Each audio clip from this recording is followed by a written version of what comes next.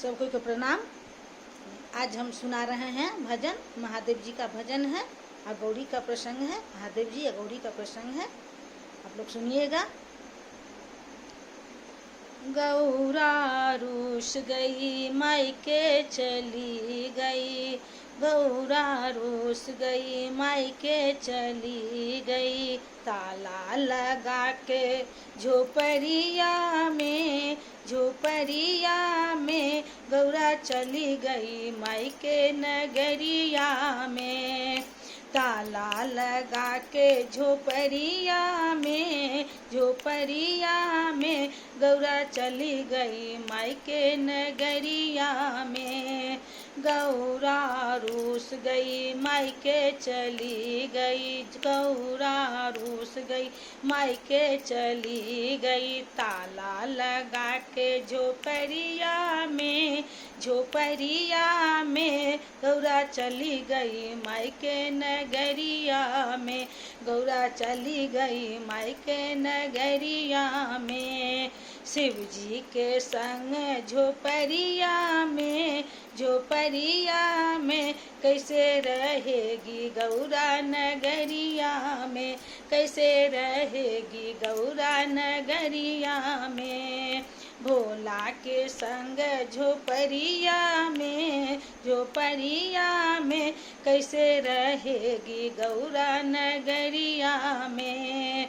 गौरा रूस गई, गौरा रूस गई ताला लगा गई, गौरा रूस गई ताला लगा गई, चली गई मायके नगरिया में, नगरिया में कैसे रहेगी गौरा नगरिया में, कैसे रहेगी गौरा भोला के झोपड़िया में।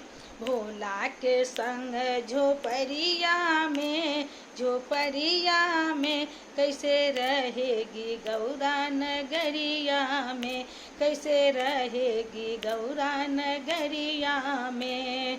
रोज रोज भोला बाबा जल भरवावे, रोज रोज भोला बाबा जल भरवावे। डोरी टूट गई मटकी फूट गई, डोरी टूट गई मटकी फूट गई, टूट गई गागर डगरिया में, डगरिया में कैसे रहेगी भोला नगरिया में, कैसे रहेगी भोला नगरिया में। ताला लगा के झोपड़िया में, झोपड़िया में गौरा चली गई मायके नगरिया में, गौरा चली गई मायके नगरिया में। शिव जी के संग झोपड़िया में, झोपड़िया में गौरा कैसे रहेगी भोला के संग झोपड़िया में। ताला लगा के नगरिया में, नगरिया में गौरा चली गई मायके नगरिया में। ताला लगा के झोपड़िया में, झोपड़िया में गौरा चली गई मायके नगरिया में। रोज रोज भोला बाबा फूल लोढ़वावे, रोज रोज भोला बाबा फूल लोढ़वावे, फूल लोढ़वावे बाबा माला गुथवावे, टूट माला गुथवावे, फूल लोढ़वावे भोला फूल लोढ़वावे।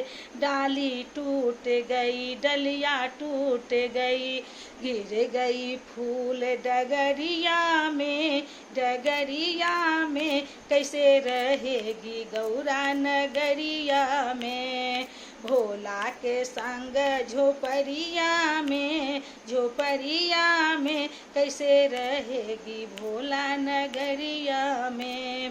ताला लगा के झोपड़िया में, झोपड़िया में गौरा चली गई मायके नगरिया में। ताला लगा के झोपड़िया में गौरा चली गई मायके नगरिया में। रोज रोज भोला बाबा भांग पिसवावे, रोज रोज भोला बाबा भांग पिसवावे, भांग पिसवावे भोला भांग पिसवावे। कुंडी टूट गई सोटा टूट गई, गिर गई भांगिया भंगेरिया में, भंगेरिया में कैसे रहेगी भोला नगरिया में, कैसे रहेगी गौरा नगरिया में।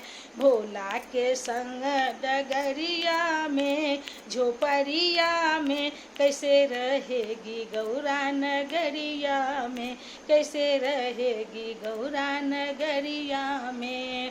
ताला लगा के झोपड़िया में, झोपड़िया में गौरा चली गई मायके नगरिया में, गौरा चली गई मायके नगरिया में, गौरा चली गई मायके नगरिया में।